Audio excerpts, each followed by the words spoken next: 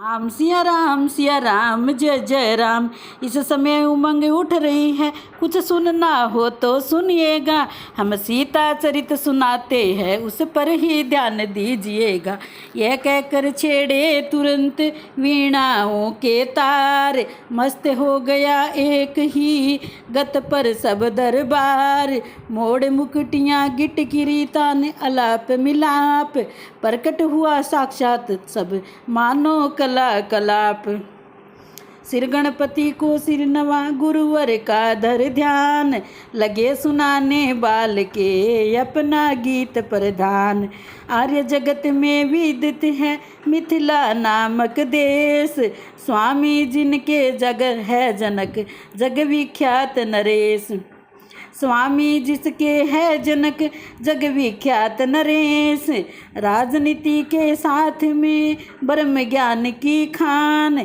मिलते हैं जग में नहीं ऐसे नरपति महान, रखा करते दे में देही से जो ने, उनको ही इस जगत में कहते लोग विदे। पड़ गया अचानक एक समय भारी अकाल राजधानी में, तब हल लेकर वे ही विदे आकर डट गए किसानी में। उस समय एक घट के कारण नरप का हल कर से छूट गया, श्री जगजया अवतीर्ण हुई भरम का भांडा फूट गया। जिसके भरकुटी विलास में ले होता संसार, वही शक्ति बालिका बन करती चरित अपार। क्या लीला है जो त्रिभुवन में लाखों लीला दिखलाती है, वही मिथिलेश्वर पुत्री हो मिथिला में पाली जाती है।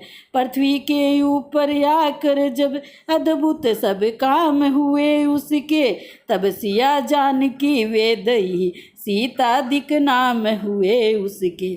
नित्य प्रति अब तो वही सिया देवी पूजन को जाती थी, पति धर्म और ग्रह की शिक्षा माता के द्वारा पाती थी। पूर्ण शक्ति ने एक दिन परिचय दिया प्रचंड, उठा लिया क्षण मात्र में शंकर का कोदंड। तब बुद्धिमान मिथिलेश्वर ने इस भांति प्रतिज्ञा कर डाली, अब इसे विवाहेगा वही जो हो इससे भी बलशाली। पुत्री ने जिसे उठाया है उस धनवा को जो तोड़ेगा, वही सीता के साथ साथ मिथिला से नाता जोड़ेगा। उस दिन ही से जग के योद्धा तोड़ने धनुष को आते थे, टूटना कहाँ पृथ्वी पर से तिल भर भी हटा न पाते थे।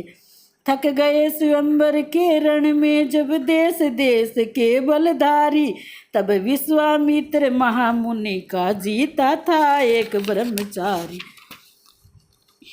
रघुनंदन रामचंद्र ने उस शिव धनवा को तोड़ा है। रोक दे मशरूम कर दे। गृह लक्ष्मी को वध में यद्यपि मिला था हर्ष, सास ससुर पति भक्ति में बीते थे कुछ वर्ष।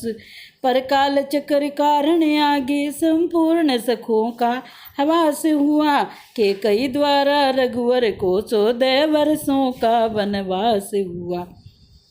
इस समाचार ने सीता की छाती पर वज्र प्रहार किया, उस अवसर विदुषी महिला ने मन में इस भांति विचार किया।